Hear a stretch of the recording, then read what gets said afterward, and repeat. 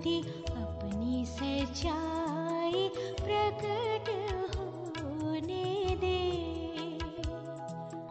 अपनी ज्योति अपनी सच्चाई प्रकट होने दे। परमेश्वर के रहस्य बाटिए भाई भक्त सिंह के द्वारा जून 28। परमेश्वर की वाणी को सुनने के रहस्य। पवित्रता जिसके बिना कोई प्रभु को नहीं देख सकेगा। इब्रानियों को लिखी पत्री 12 अध्याय उसका 14 पद। जब हमारे प्रभु यीशु मसीह ने उसकी सार्वजनिक सेवा शुरू की थी तब स्वर्ग खुल गया था। पवित्र आत्मा कबूतर के रूप में नीचे उतर आया था। स्वर्ग से वाणी सुनाई दी थी।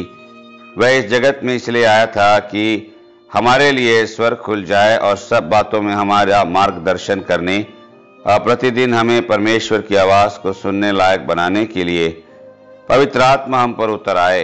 परमेश्वर एक आत्मा है और उसकी वाणी भी आत्मिक है। हमारी आत्मा दिन प्रतिदिन एक स्पष्ट रूप में परमेश्वर की वाणी सुन सकती है, लेकिन उस वाणी को सुनने के लिए हमें एक यकीनी तौर पर अपनी आत्मा को शुद्ध रखना चाहिए।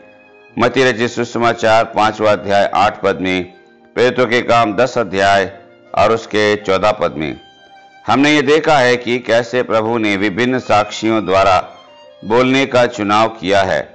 प्रेरितों के काम 8 अध्याय में परमेश्वर के साक्षी का नाम फिलिपुस था।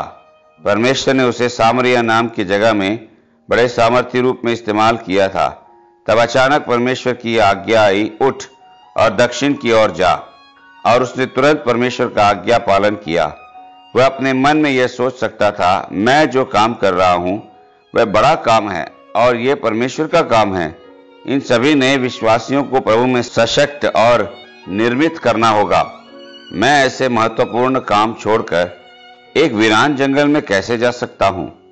परमेश्वर ने उसे यह नहीं बताया कि उसे सामरिया छोड़कर रेगिस्तान क्षेत्र में क्यों जाना था। जैसे कि हमने पहले देखा है कि परमेश्वर हमें एक समय में ज्यादा बात नहीं बताता। वह हमारी शुरुआत किसी बड़े कार्यक्रम से नहीं करता। परमेश्वर ने फिलिपुस से कहा, उठ और गाजा के मार्ग में चला जा, और उसे वहां जाने की जरूरत की कोई वजह भी नहीं बताई। लेकिन जब उसने आज्ञा पालन किया तब उसे वजह भी मालूम हो गई।